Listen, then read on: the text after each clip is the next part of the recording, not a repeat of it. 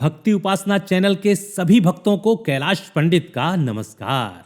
भक्तों, आज हम गणेश पुराण के प्रथम खंड के 10वें अध्याय का वर्णन आप सभी को सुनाएंगे, जिसमें 2 कथाओं का वृत्तांत सुनाएंगे। नंबर 1, पति परित्यक्ता रानी सुनीता का वृत्तांत। नंबर 2, रानी सुनीता को सर्व सुख प्राप्ति। तो भक्तों, प्रथम वृत्तांत से आरंभ करते हैं 10वां अध्याय। पति परित्यक्ता रानी सुनीता का वृत्तांत। सूत जी बोले, हे शौनक, एक दिन फल्गुन नदी के तट पर गणेश पूजन किया जा रहा था। पूजन करा रहे थे महाज्ञानी एवं वेदज्ञ भार्गव पंडित। उसी समय उन्होंने देखा कि एक स्त्री वहां आकर खड़ी हो गई। देखने में वह किसी बड़े घर की है, किंतु मुख पर उदासी और चिंता के भाव थे। यथा आंखें ऐसी हो रही हैं जैसे रोकर चुकी हों। ऋषि को उनकी दीनता देखकर दया आ गई और वो बोले, महाभागे, तुम कौन हो, कहां से और क्यों आई हो? यदि कुछ अभिष्ट हो तो बताओ, भगवान विनायक उसे पूर्ण करने में समर्थ हैं। उस स्त्री ने रोते हुए कहा, मुनीश्वर, मैं मालव देश के महाराज चंद्रसेन की पत्नी हूँ। यद्यपि महाराज अत्यंत धर्मज्ञ, नीतिज्ञ और परम बल वैभव संपन्न हैं और मुझ पर प्रेम भी बहुत करते हैं, किंतु मेरे कोई संतान न होने के कारण उन्होंने मेरी अनुमति से दूसरा विवाह कर लिया। फिर तो वे उसी के प्रेम में आसक्त होकर रह गए, मेरा तिरस्कार करने लगे। मेरी सौत ने तो मुझे दासी से बुरी अवस्था में डाल दिया। फिर उसके एक सुंदर पुत्र उत्पन्न हुआ, जिसका नाम पद्मसेन रखा गया। उनके समस्त संस्कार विधिवत हुए और विद्याध्ययन के पश्चात मध्य देश की राजकुमारी से उसका विवाह भी हो गया। हे मुनिनाथ, फिर मेरे पति समस्त परिवार के सहित गया में पिंड दानार्थ आए और आज समस्त धर्म कार्य संपन्न होने पर थके होने के कारण पलंग पर सो गए। मैं उनकी सेवा सुशुरुआ में लगी थी, तभी मेरी सौत वहां आई। महाराज के पास देखकर आग बबूला हो गई और उसने मुझे अनेक गालियां दी, अपशब्द कहे तथा लात घूंसों से प्रहार किया।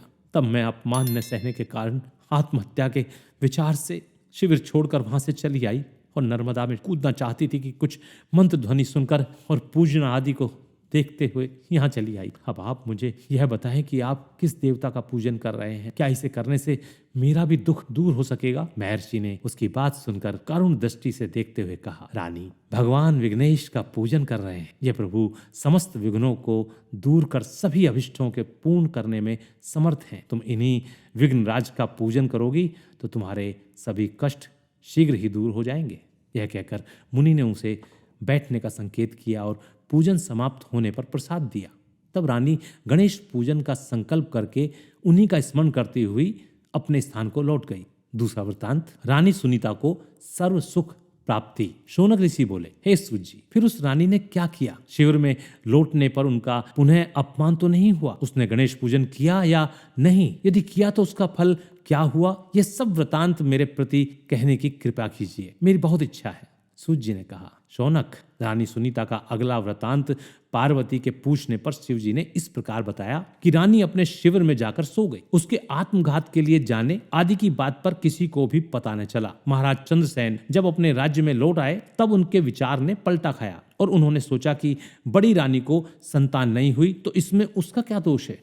वह तो अब तक अपने पतिव्रत धर्म का निर्वाह करती चली आ रही है, इसलिए उसके प्रति छोटी रानी का व्यवहार अनुचित और अन्यायपूर्ण है। ऐसा सोचकर वह रानी सुनीता का आदर करने लगे। भगवान गणेश्वर के व्रत विषयक संकल्प का ऐसा प्रभाव देखकर सुनीता उनका पूजन करने के लिए तत्पर हुई और व्रत रखकर विधि पूर्वक राजगुरु भारद्वाज के द्वारा पूजन कार्य संपन्न कराया।